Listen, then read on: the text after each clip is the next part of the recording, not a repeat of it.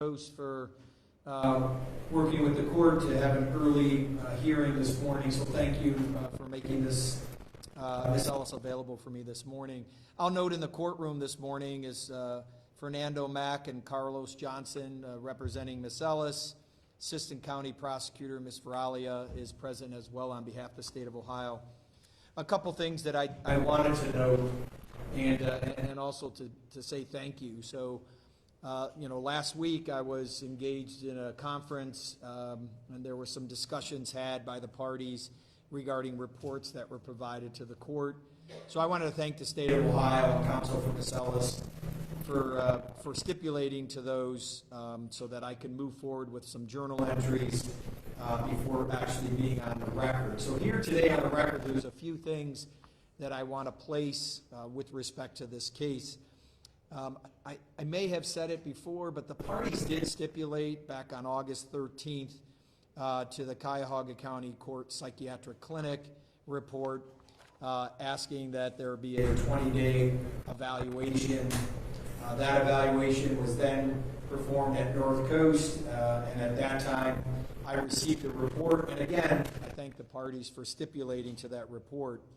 That report opined a number of things that I'm just going to place on the record.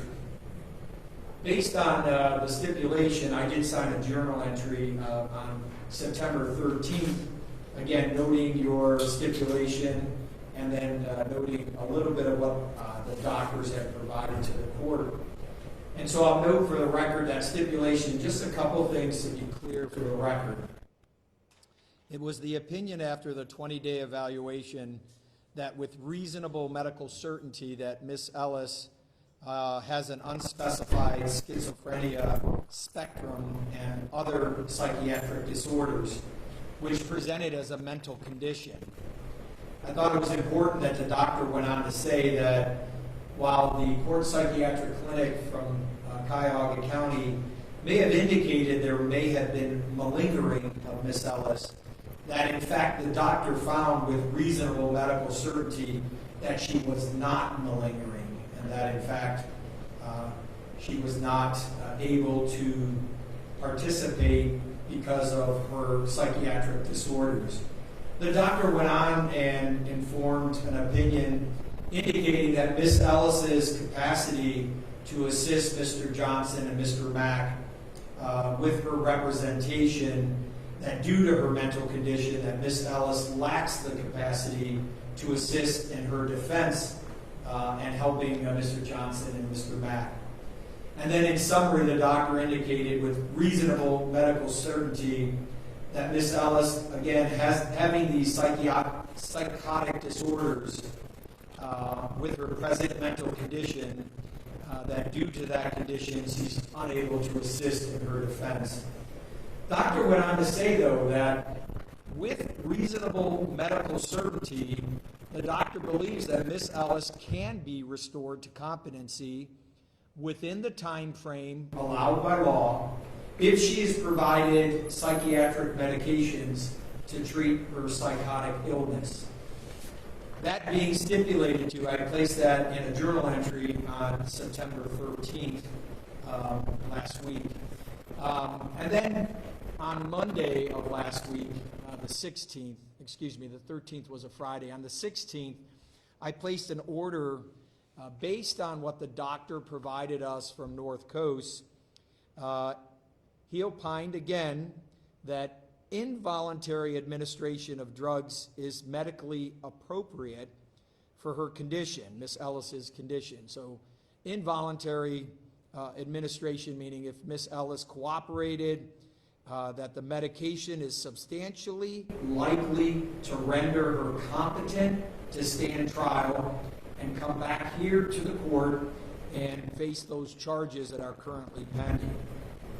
Ms. Ellis is at North Coast, which is a lockdown facility.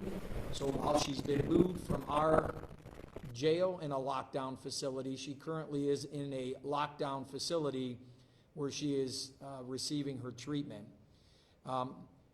Doctor went on to say that these medications involuntarily administered are going to most likely have no side effects will not interfere significantly with her ability then to assist counsel in conducting a trial in this matter.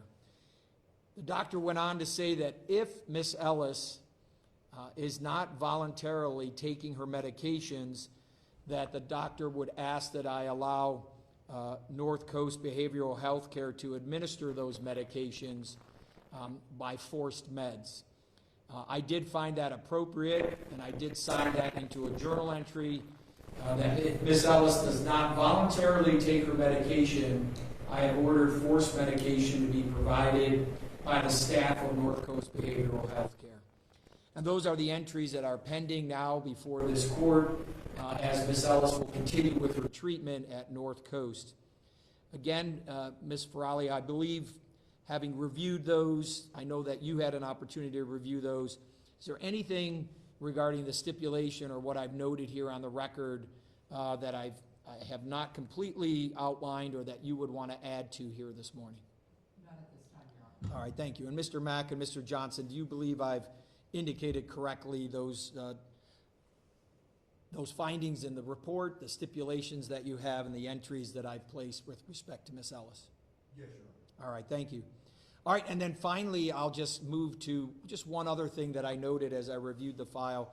I think back on August 26th, there was a request for CCDFS records, the Children and Family Service records. I know that I provided those to you both, and I just want to know that you both have had an opportunity, both counsel for the state and Ms. Ellis, to review those records, and if there were any concerns that you had, I'd ask you to let me know that. But Ms. Ferrali, I know the state was provided them. Have you had a chance to review those records? Yes, Your Honor, we have them. We reviewed them. All right, very good. And on behalf of Ms. Ellis? Likewise, sir. Okay, very good. All right, again, noting those findings by the doctors and the courts moving forward with allowing her to reach her capacity of competency at North Coast, I'll allow that treatment to continue. And if Ms. Ellis is not voluntarily taking her medication, I have ordered the forced meds to be given to her by the staff at North Coast. And that's what I wanted to update here today. So until we have further updates from North Coast, the matter will remain pending until her treatment at North Coast. Is there anything further from the state? And again, I thank you for being here early for the court. Not at this time, Your Honor. And on behalf of Ms. Ellis. No, Your Honor. All right. All right, thank everyone for being timely. North Coast, thank you. Ms. Ellis, thanks for being present as well. And then we'll adjourn here this morning.